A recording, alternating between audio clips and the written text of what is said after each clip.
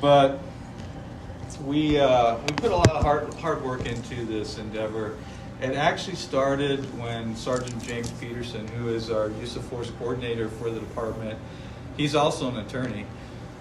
We sent him to, we always send him annually to use of force seminars to get the latest and greatest in use of force training and evaluation. And he actually came back in December of 2019 with a proposal which he presented to the command staff on establishing an official use of force review board. It was during that time then we made a decision that we wanted to also have civilians to be part of that board. And the reason for that, in policing, it's really important that we have a connection with the community. It's important that the community is part of the police department and the police department is part of the community. And so we thought, what better way than to have civilians on our use of force review board to help us evaluate if the officers, what they're doing is right, proper, according to policy, and to help us establish training standards for the department. So that's why we began going down the path of creating this board a year ago, essentially. And so the reason it's taken a year to develop this, we wanted to make sure we had established policy in place, that we trained all the police officers and got their feedback on this force review board so that they were accepting of the path that we were going down. And we also wanted to find citizens that would serve on the board and properly train them in case law, procedures, use of force procedures, before they actually heard cases and reviewed force. So we've done that. It's taken a year to accomplish all that. And if you notice it, we started this before the incident in Minneapolis with Mr. Floyd. So we're kind of proud of this. We are the first in the state to have civilians on our force review board. Hannah, I think you verified with the Chiefs and Sheriffs Association that was the case? I did. Yes. Okay. So that's good, keeping me honest. So we do have our 3 new members of the force review board is Stephen Latham. We'll give you I think you already have the press release that shows their background. We also have Mike Solis and we have Melvin Turner, so we're proud to have these 3. We actually had posted on our HR website as a city position. It was open for 2 weeks, and we obtained the 3 applications from these gentlemen, as well as some other applications. Captain Kessler conducted an interview board of the people who had applied, and we selected these 3 gentlemen here. The requirements to be on the board, first of all, you're going to be appointed by the police chief. You have to be a community leader in good standing. You're required to sign and follow a confidentiality agreement.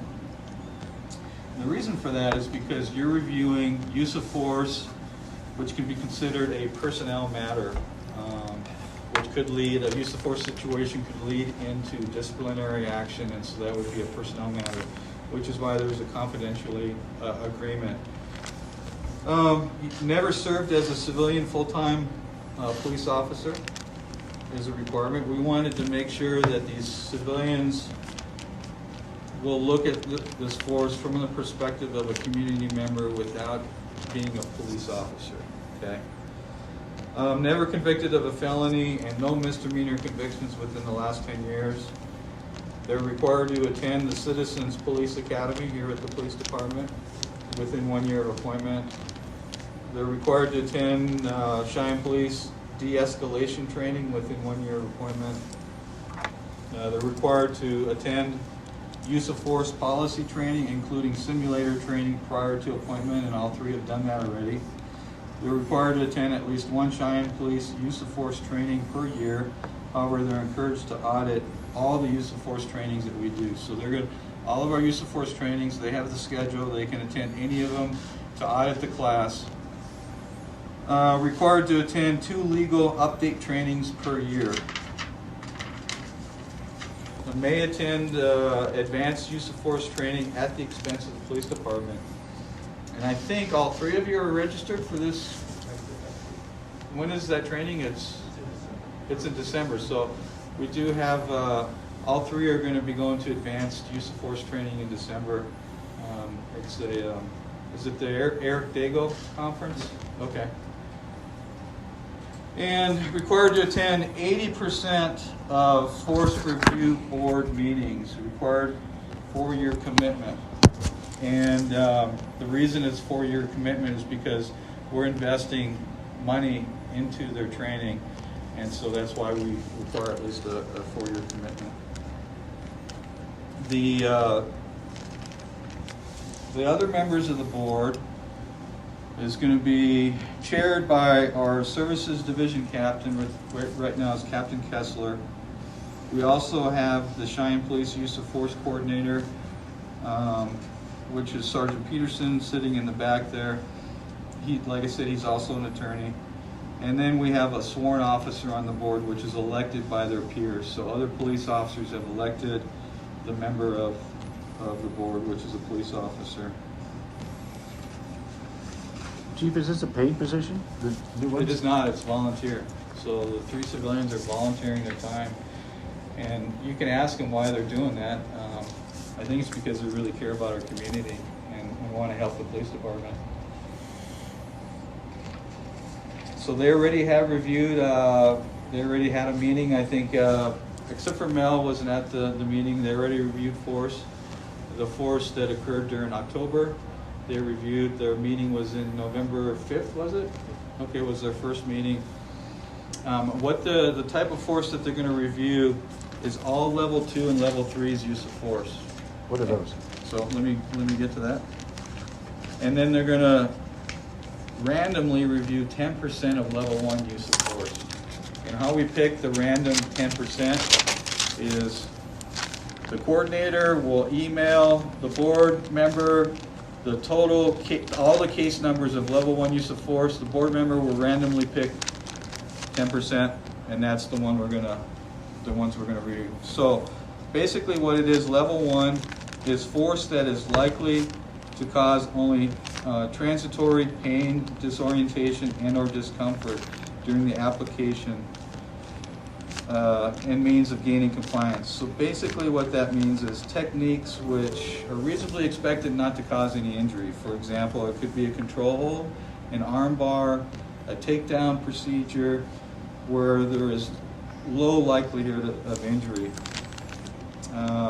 That also includes an OC spray application, pepper spray application, applying the wrap to a person, and displaying or pointing a striking tool or pointing a firearm at someone, or pointing a beanbag shotgun at someone, or pointing a pepper ball. In other words, not actually using the device, but pointing and saying and giving commands. So that would be a level 1 application of force.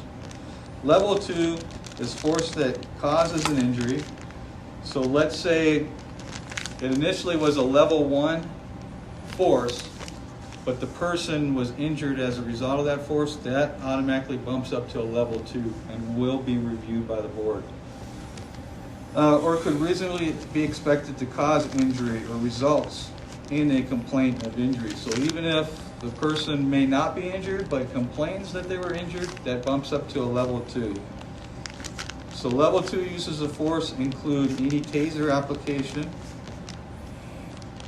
even if the taser missed the person, use of a beanbag shotgun, a pepper ball, gun, any kind of canine deployment, any kind of empty hand techniques would be any kind of kicks or strikes upon the person, and any kind of striking tools.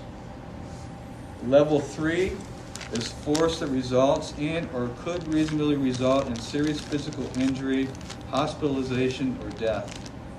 So all level 3 uses of force will be reviewed. So all 2 and 3 levels of force will be reviewed by the board, and a 10% random sampling of level 1.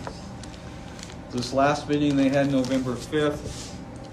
In October, the department had no level 2 or level 3 uses of force. So the board reviewed random sampling of level 1, which was 2 uses of force that they reviewed. So again, you guys have any questions of me? Yeah, how, in a year, how often is level 2 or level 3 used? So we have total uses of force in a year is right around 200 for the department. As far as a level 2 or level 3, I'm gonna take it, you know, James, you kind of looked at the data a little bit.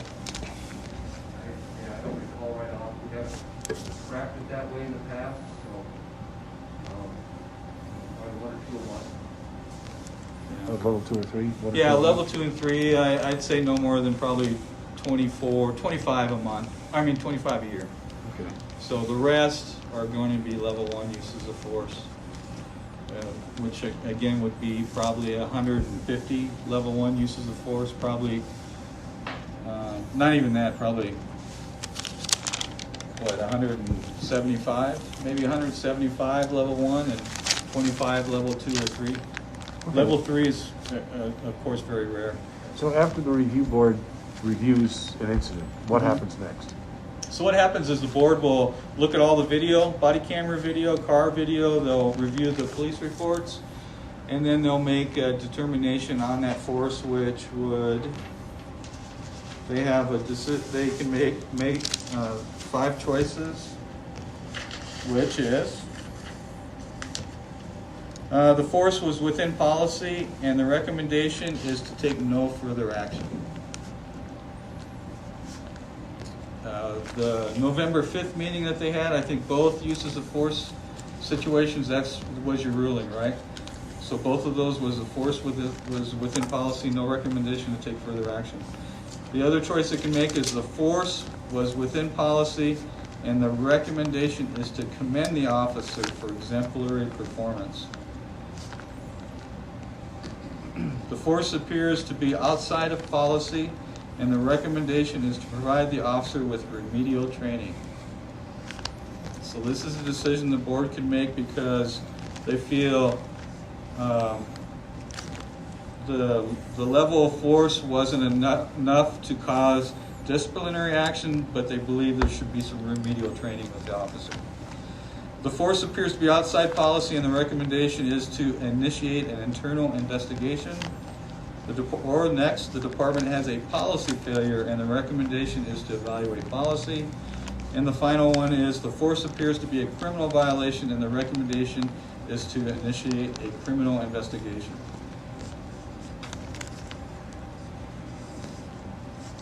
Now, after the board issues its review, is that mandatory that the department take action, or is it a recommendation? It is a recommendation to the police chief, and then I'll make the determination to follow the recommendation of the board. I can tell you, my perspective is I will follow the recommendation of the board. And then what will happen if the board determines that there should be an investigation, an internal investigation, and then I will appoint a command staff level officer, lieutenant, or captain to initiate and conduct that investigation for a policy violation. Are these findings going to be a matter of public record or not? What the board does will be a matter of public record. However, we will not release names of officers, again, because that's personnel matters. And then, of course, our internal investigations, the number of investigations, what type of public record, we release that in our annual report every year. We've been doing that for many years now. We'll continue to do that.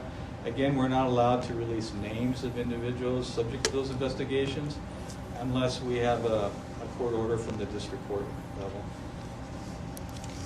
What difference does it make to have civilians? In other words, why take the step of adding civilians? What do they bring to the process? So the civilian involvement of our board is very important because as a police department, we have to have the support of our community to do our job. We get our authority from the community. And having civilian involvement on the evaluation of use of force helps to ensure that our actions are constitutional and our actions are in support of the community. That's the main purpose. Again, you know, the Cheyenne Police Department and our officers, they do outstanding work. And, you know, I can stand up here all day and talk about the great work that they do.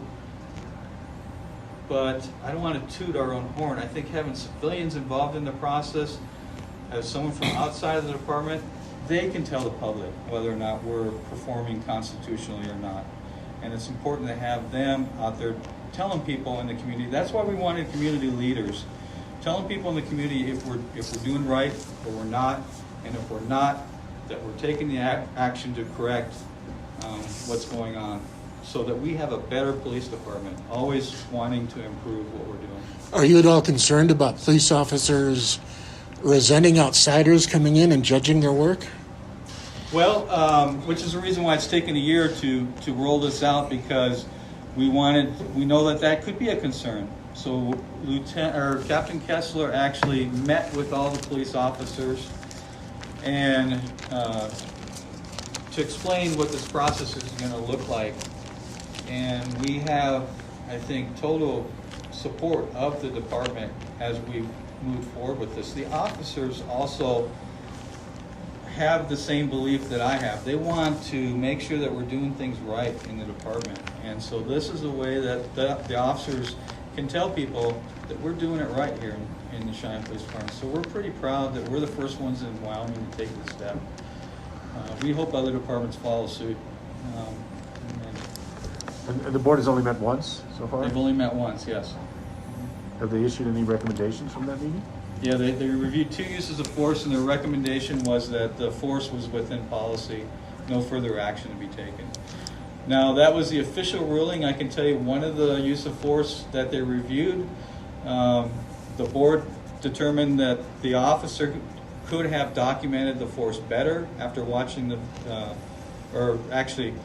they concluded the officer could have done a better job documenting the force, and so that feedback was given back to the officer and that officer supervisor to make that correction in the future.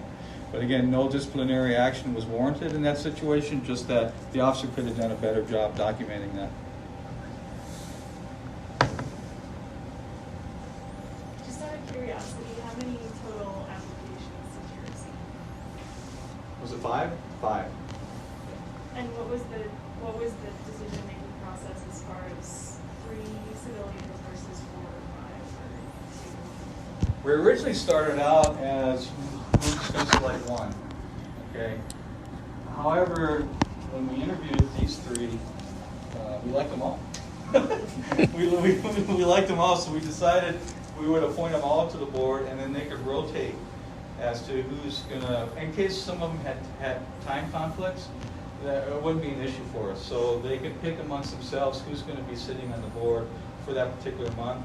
I know most of them have said they want to attend all the meetings, even though one will be officially a voting member at the time, but they wanted to attend most of the meetings that they can. So, and again, you can ask them as well. Yeah. So just 1 per month will be casting a vote? That is correct, yes. So generally what will happen with the board, 3 will cast a vote. The police officer who's elected by the peers, the use of force coordinator, and the civilian. The captain will not cast a vote unless one of the 3 are missing.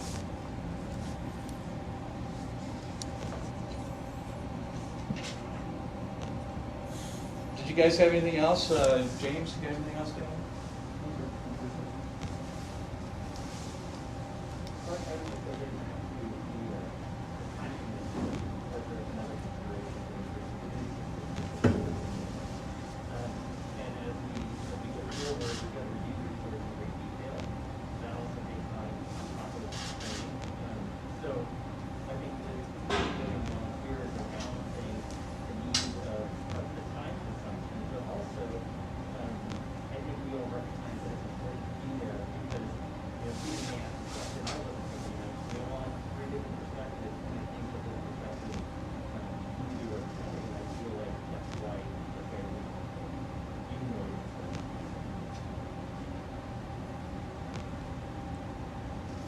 Also at the meetings, we may have subject matter experts at the meeting. So for example, if the use of force involves a firearm, we may have our range master, firearms instructor as a subject matter expert to answer more technical questions for the board.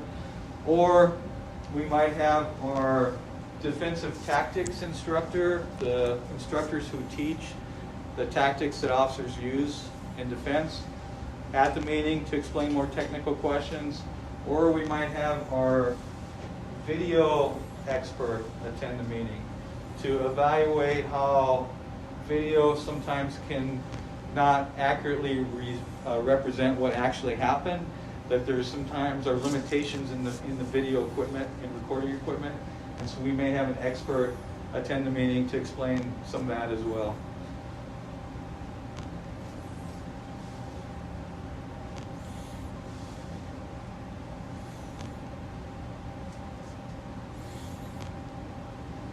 Thank you. Yep. No other questions then? All right, how about Captain? Got anything to add? I don't. I just want to thank our citizen members. Without them, this wouldn't be possible. And they're, so far, we're a great team. Just look forward to continuing with this. So I guess if you want to mosey on over and ask them questions, you're free to do that. And thanks for coming. Yeah.